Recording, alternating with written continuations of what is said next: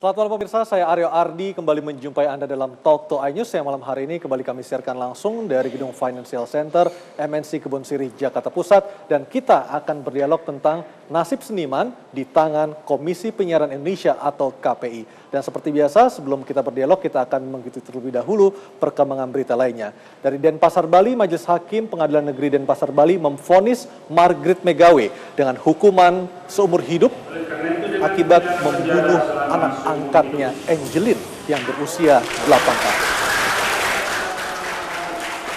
Vonis penjara seumur hidup terhadap terdakwa Margaret Megawe, ibu angkat Angelin, langsung disambut tepuk tangan pengunjung sidang Pengadilan Negeri Denpasar, Bali.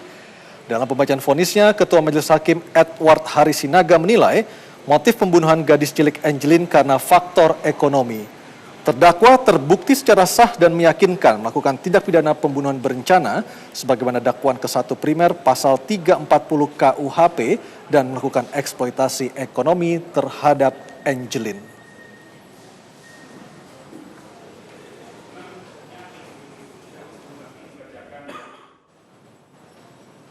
Pemirsa, hingga hari ini pemerintah dalam hal ini Presiden masih menunggu hasil kajian tentang nasib pembekuan PSSI yang akan disampaikan oleh Menpora Imam Nahrawi. Setelah hasil tersebut disampaikan, maka Presiden akan mengirimkan utusannya untuk bertemu dengan Presiden Badan Sepak Bola Dunia FIFA di Swiss.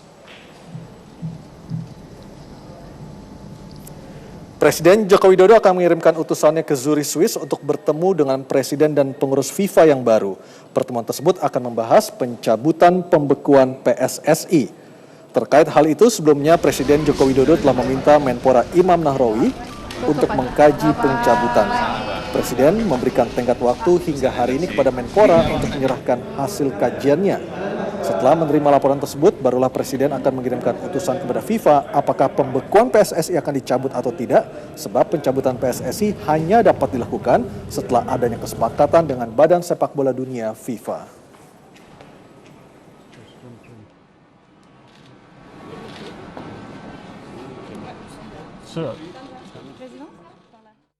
Pemprov DKI Jakarta hari ini membongkar kawasan Kalijodo, Jakarta Utara. Pembongkaran yang berlangsung sejak pagi hingga sore tadi berlangsung lancar.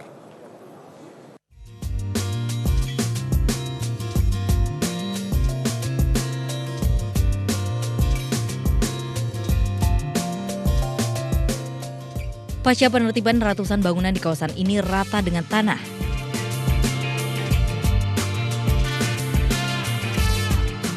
Tak ada lagi gemerlap kehidupan malam Kalijodo yang dulu kerap mewarnai kawasan seluas hampir 3 hektar ini.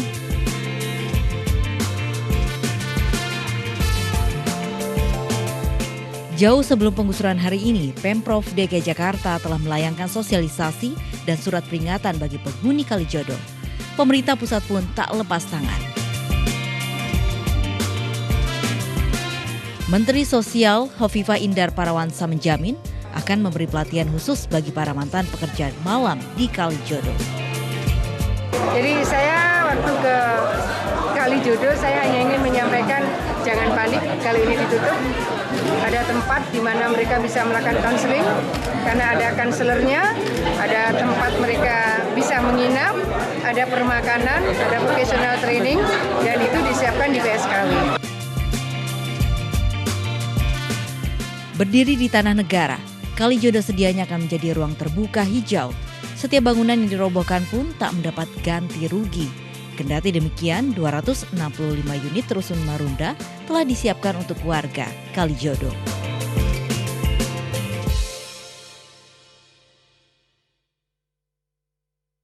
Dan pemirsa, untuk mengetahui kondisi terkini dari Kalijodo, Jakarta Utara, kita bergabung bersama Rifki Suratinoyo. Rifki, seperti apa kondisi di sana setelah dibongkar Pemprov DKI Jakarta siang tadi? Ya, Aryo, proses eksekusi penggusuran yang dilakukan oleh Pemprov DKI Jakarta di kawasan Kalijodo baru saja selesai pada pukul 17 waktu Indonesia Barat sore hari tadi. Sebanyak 700 bangunan, baik yang 600 bangunan yang berada di wilayah Jakarta Utara maupun 100 bangunan yang berada di wilayah Jakarta Barat, kini sudah rata dengan tanah. Bangunan berupa kafe maupun hunian milik warga kini hanya tinggal menjadi puing. Dan terkait dengan kondisi terkini di Kalijodo, kondisi masih tetap kondusif dan tertib.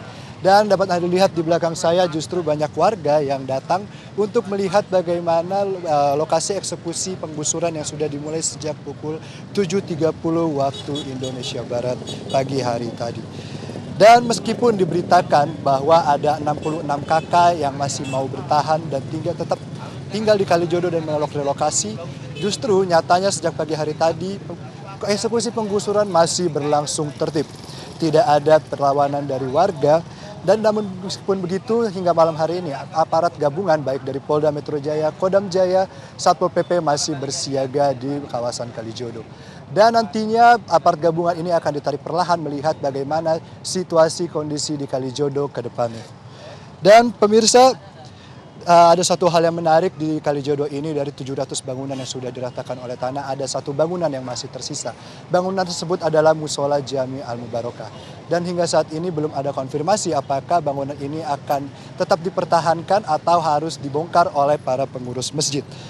Dan terkait dengan arus lalu lintas sendiri pemirsa, baik dari wilayah kawasan Angke maupun dari kawasan Penjaringan, saat ini jalan sudah dibuka dan kembali normal.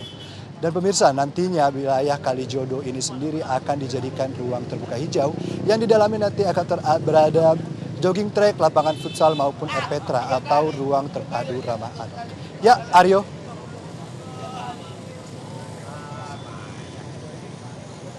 Baik, terima kasih Rifki Suratino yang melaporkan kondisi terbaru dari Kalijodo. Dan dari Kalijodo, Jakarta Utara, kita terbang menuju Los Angeles, Amerika Serikat, di mana aktor Leonardo DiCaprio untuk pertama kalinya meraih Piala Oscar setelah 6 kali hanya menjadi nominator.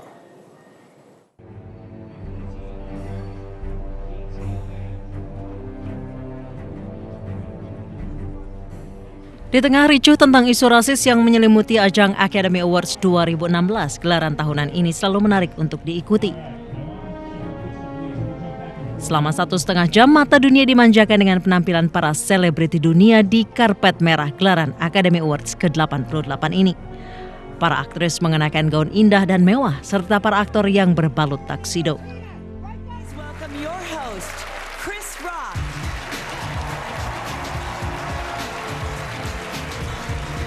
Acara ini dibuka oleh Chris Rock sebagai pemandu acara di panggung utama yang berhiaskan 27.000 berlian Swarovski. Chris Rock membuka dengan candaan tentang kulit hitam dan kulit putih.